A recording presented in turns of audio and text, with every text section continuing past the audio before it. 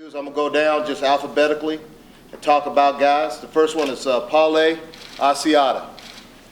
And this kid, I smile thinking about it because I remember sitting across the table from him doing the home visit. We went to a restaurant. He was there with his brother and sister-in-law and niece. And the thing that jumped out about him was he was real quiet like Chris Naoli was. And he had this smile, and Chris had this smile too that it's this smile kind of like, you know, if I could, I'd jump across the table and choke you. You know, that's how Chris was. His smile, and you're thinking like, oh yeah, he likes me, and then all of a sudden he's trying to kill you. And he's a tough kid. He's a nasty kid. He brings what we want to this program. He brings a little bit of an edge, an attitude, and we need to get that back in this program. So I was excited to get him. You know, Paulé had committed to Washington and was with them for a while, and ironically, one of their coaches was in there on a home visit, and then he realized, listening to that coach, that that's not where he really wanted to be, and so he actually called us and said he wanted to commit, and we're excited about that, and we took the commitment, and then he hung strong, and he got bombed a lot by UW about coming back to them, and he stayed strong with us. So we're excited. The next kid is a kid named Germaine Clark. Germaine's a very athletic kid. We have him down as an athlete because right now he's 6'2", 205. He might be a kid that grows into a linebacker or could be the big safety. You know, we're going to be doing some things differently from a scheme standpoint defensively, and he fits in that mold. He will strike you. You know, that's the thing that jumped out about him, and his ability to run. The next kid, Malcolm Creer. I like this kid more and more that I talk with him. You know, one of the things about the situation that we were in, Malcolm, along with some other kids, you don't really get to see and spend as much time with them as you want. You know, our staff had 13 days to put this class together, as far as getting out on the road and evaluating, true contact days. So we really only had 13 days to get this work done. So sometimes you don't get to spend as much time with the kids as you'd like. And the more you spend time with them, the more you're talking with them on the phone, there's certain things that jump out at you. The first thing about this kid from an athletic standpoint is he has great balance, really good lower leg strength. There's a run where you'll see it on the highlight tape. He literally does a cartwheel and stays on his feet and runs in and scores. He's a physical runner. So that obviously appeals to our running back coach. I don't know why he thinks guys have to be physical running the ball, but I'll defer to him. But so he was really fired up about him. But the thing I really like about Malcolm is this. You know, last night UW and Nebraska made a hard push for him, trying to get him to turn it to 12th hour. And next one, Brady Day. You know, Brady's been with us from day one.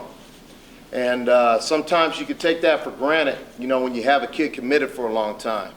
And I went in his home, and his mother and him were tremendous. You know, he's going to be a great asset for this program.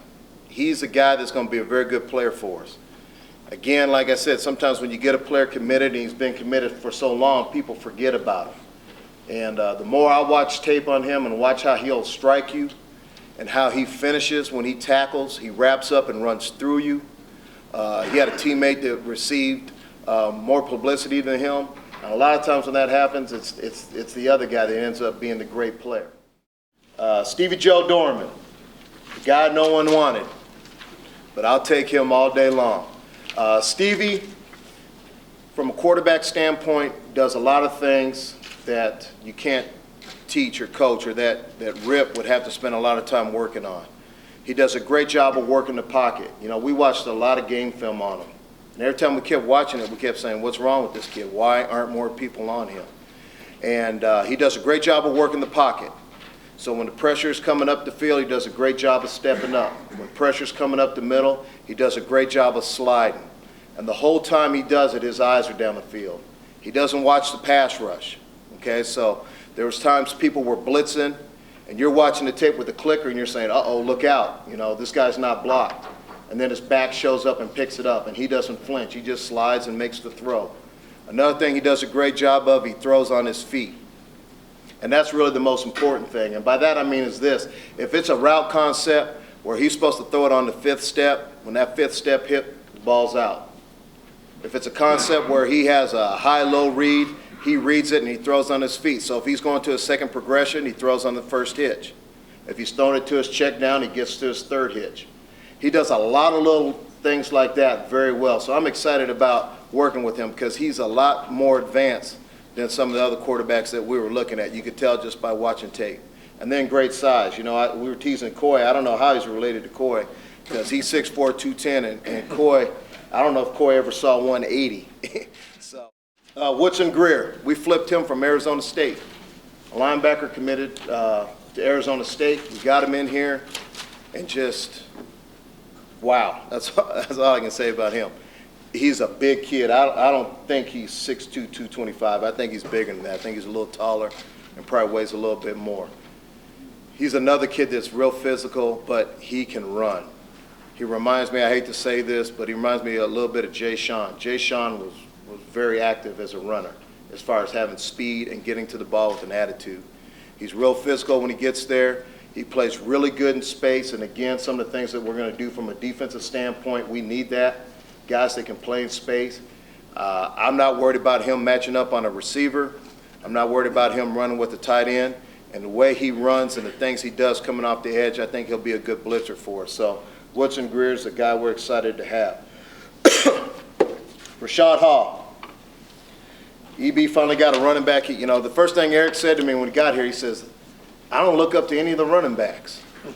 So, which is, you know, usually that for him, he likes having guys that he can look eye to eye with. So him wanting a guy that he could look up to. And so Rashad Hall's a big back, a physical back. He's a little bit of a long strider. Kind of reminded us of Bobby Purify a little bit as we watched him. Does he have the breakaway speed to go 60? Depends on what the play is. Is he going to do it every time? Maybe not, but he'll do it enough. Obviously, Will Harlos, we flipped him from Wake Forest. And I just told you about Brady Day, been committed to us forever from Mullen. This kid had been committed to Wake Forest for a little over a year. And we got in on him late. He goes to the same high school as Stevie Joe does. And the kid was torn because Wake Forest had gone down and seen him play basketball games. Every week in the evaluation period, Wake Forest had been down there to see him. And we'd only been in the home once. J.D. Brookhart did a great job recruiting this kid. We got him up here on a trip. He saw what we're all about. He enjoyed what Greg Brown was talking about, what we're going to do from a defensive standpoint. He's a kid, when you see his tape, there's another kid that will run through you. He just loves to play. He played safety, linebacker, defensive end. He didn't care. He was on every special teams. He's running down on kickoffs. Hopefully some of those show up on the highlight tape. I mean, he just runs through and just kills people. He has he's not worried at all about what's going to happen to him if he hits and runs through somebody. Sherard Harrington. This is a special kid. He reminds me a lot of Charles Johnson, the receiver. This kid has had a lot of hard luck.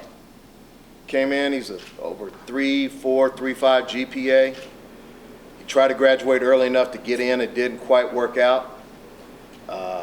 Very physical. The kid has great passion. This kid will be a captain one day. He really will. He's great passion, physical, loves football, loves life.